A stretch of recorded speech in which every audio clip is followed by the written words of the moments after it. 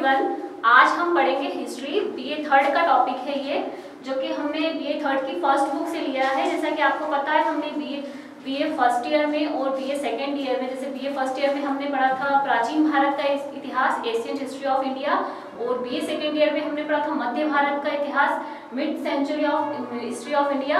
उसके बाद आज हम पढ़ेंगे आधुनिक भारत का इतिहास। मतलब बीए थर्ड में हमारे जो दोनों बुक है हिस्ट्री की, उसमें हमें पढ़ना है आधुनिक भारत का इतिहास, जिसमें सबसे पहले हमें जो फर्स्ट बुक है उसमें 1740 से 1857 तक की हिस्ट्री पढ़ना है।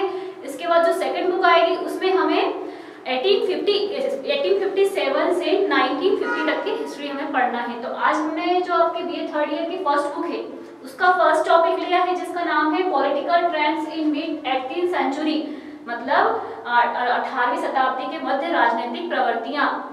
कहने का मतलब है कि 18वीं शताब्दी में क्या क्या राजनीतिक परिवर्तन हुए थे, उसके बारे में हम इस टॉपिक में पढ़ेंगे। जिसमें सबसे पहला टॉपिक है आपका cause of the downfall of the Mughal empire, मतलब मुगल साम्राज्य के पतन के कारण। जैसा कि आपको पता है, हमने सेकेंड ईयर में जो पूरे मध्य भारत के इतिहास में, उसमें हमने मुगल वंश, गुलाम वंश और खिलजी वंश, तुगलक वंश, इन वंशों के बारे में पढ़ा था। और मुगल वंश के बारे में, जिसमें हमने सारे एम्पायर्स के बारे में पढ़ा था, जिसमें हुमायूं, अकबर, बाबर और शाहजहां, औरंगजेब, जहांगीर, इनके बारे में। अब हम जो लास्ट वाला है, जो लास्ट शासक था औरंगजेब, उसके बारे में पढ़ेंगे कि उसके समय में मुगल साम्राज्य का पतन कैसे हुआ था। जैसा कि आपको पता है, मुगल साम्राज्य के बारे में जब हमने देखा था कि मुगल साम्राज्य की जो आधारशिला रखी थी वो किसने रखी थी? हुमायूं ने रखी थी। बाबर ने उसकी आधारशिला रखी, अकबर ने उसको दृढ़ सदृढ़ बनाया और बाबर ने उसका विस्तार करके उसको इतना शक्तिशाली बनाया था कि वो जो अकबर था भारत का राष्ट्रीय सम्राट बन गया था। उसके बाद जहांगीर आया, जहांगीर ने उसकी भव्यता और शक्ति को वैसे ही बनाए रखा। उसके बाद शाहजहां आया, शाहजहां के समय पर मुगल साम्राज्य कला और भव्यता की चरम सीमा पर था। उसके बाद जो लास्ट शासक था मुगलों का 18th सेंचुरी में, वो था औरंगजेब एक स्वेच्छाचारी शासक था और उसकी स्वेच्छाचारिता के कारण, उसकी महत्वाकांक्षाओं के कारण मुगल साम्राज्य का पतन हो गया था। तो आज हम ये देखने वाले हैं कि मुगल साम्राज्य का पतन कैसे हुआ था, downfall of the Mughal empire. अब मुगल साम्राज्य के पतन में सबसे पहला जो रीजन था, सबसे पहला जो कारण था, वो था स्वेच्छाचारी शासन। स्वेच्छाचारी शासन का मतलब होता है अपनी इच्छा से शासन करना, किसी की सलाह नहीं लेना, किसी का मशवरा नहीं लेना। ऐसा जो शासक होता है वो होता है स्वेच्छाचारी। तो इन शासकों में सब जो स्वेच्छाचारी शासक था वो था औरंगजेब। औरंगजेब एक ऐसा शासक था जो कि बहुत ही क्रूर और स्वेच्छाचारी था और कट्टर था। इससे पहले के जो शासक थे वो सभी धर्म को और सभी जाति को, सभी धर्म को, सभी को बराबरी का दर्जा अपने साम्राज्य में दिया करते थे। औरंगजेब अपनी मर्जी से शासन करता था, उसने कभी किसी की सलाह भी नहीं ली, कभी किसी का कहना नहीं माना और इसी कारण से धीरे धीरे प्रजा की इच्छा का सम्मान नहीं किया, प्रजा के सुख दुख का ध्यान नहीं रखा, इसीलिए धीरे धीरे से मुगल वंश का पतन हो गया। दूसरा कारण है मुगल बादशाहों की असहिष्णुता की नीति। असहिष्णुता का मतलब होता है असमानता और सहिष्णुता मीन्स होता है समानता। तो अभी तक मतलब औरंगजेब से पहले के जो भी शासक थे वो कैसे थे? सहिष्णु थे, मतलब सभी धर्मों को वो समान दृष्टि से देखते थे। जिसमें सबसे जो सही था वो था अकबर।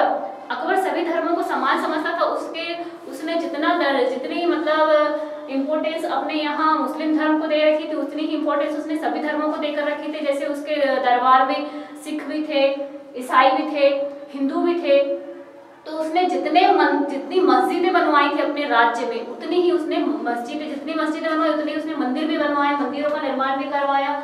और उसके महल में जितने मुस्लिम रानियां थी उतनी ही हिंदू रानियां भी थी, लेकिन उनके धर्म और रीति रिवाज संस्कारों पर कभी उसने कोई दखलंदाजी नहीं दी। मतलब उसको हर तरह की उनको छूट दे रखी थी कि वो जिस अपने धर्म को मान सकती है, अपने त्योहारों को मना सकती है, हिंदू मंदिरों में जाके। इसके बाद हम देखेंगे मुगल साम्राज्य के पतन का तीसरा कारण क्या था। तीसरा कारण था औरंगजेब द्वारा लंबे समय तक युद्ध करना। औरंगजेब ने 50 वर्ष तक शासन किया था। 50 वर्ष तक जो उसने शासन किया, उसने पूरे 50 वर्षों तक केवल युद्ध किया, जिसमें उसने 25 वर्ष उत्तर भारत से युद्ध किया और 25 वर्ष दक्षिण भारत से युद्ध किया। जब वो उत्तर भारत से युद्ध करने गया था तो उसका साम्राज्य बिल्कुल रिक्त था। इस समय पर दक्षिण वालों ने उसके साम्राज्य पर आक्रमण कर दिया और जब वो दक्षिण में आक्रमण करने जाता तो उत्तर वाले उसके राज्य पर आक्रमण कर देते थे। इस तरह औरंगजेब ने पूरे 50 वर्ष तक युद्ध जारी रखा। इस युद्ध में उसकी धन संपत्ति राज्य सब कुछ नष्ट हो गया और यही मुगल साम्राज्य के पतन का कारण बना, क्योंकि 50 वर्ष तक लगातार युद्ध करने से औरंगजेब के पास धन की बहुत कमी आ गई थी, आर्थिक स्थिति उसकी बहुत ही बिगड़ गई थी। इसके बाद हम देखेंगे मुगल साम्राज्य के पतन का अगला कारण क्या था, अमीरों का षड्यंत्र एवं दलबंदी।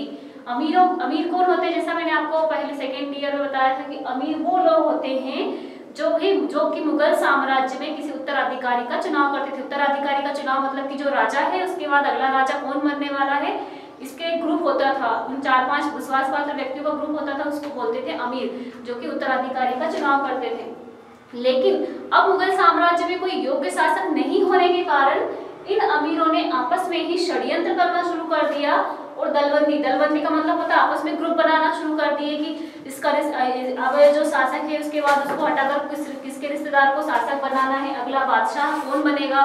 तो हर व्यक्ति यही सोच में था कि इसके बाद हम शासक बन जाएंगे, अगर ये शासक नहीं होगा तो हम बन जाएंगे। इस तरह से आपस में ये लोग बादशाह बनने के लिए या फिर राज्य को हड़पने के लिए आपस में ही दलबंदी करने लगे, षड्यंत्र करने लगे। उसके बाद देखेंगे मुगल सेना का नैतिक पतन। मुगलों के पतन का अगला कारण क्या था, मुगल सेना का नैतिक पतन।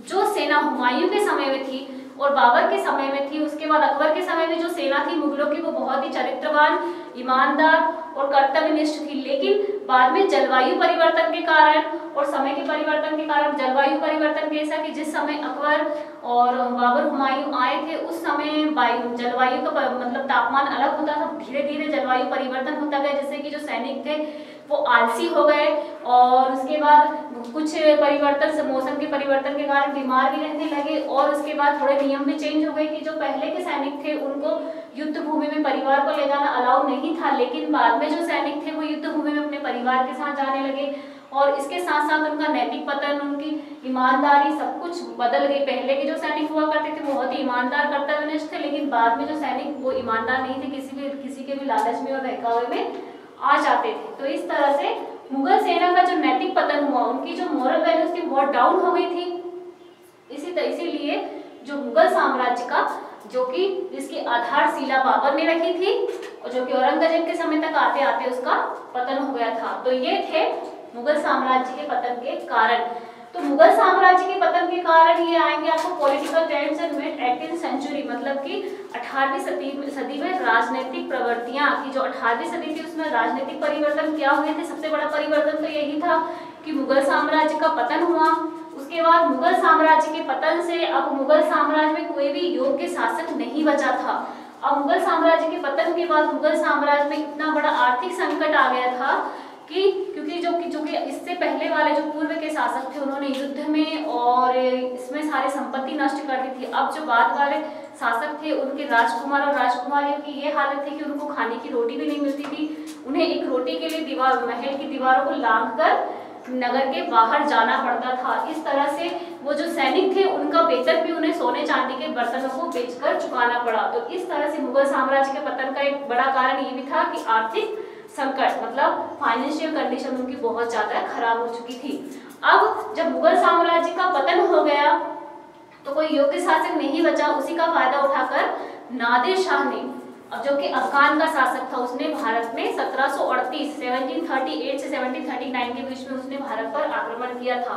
और भारत पर आक्रमण करने के लिए उसके पीछे उसका कारण यही था कि भारत से संपत्ति प्राप्त करना, भारत से धन प्राप्त करना और अपने साम्राज्य का विस्तार करना।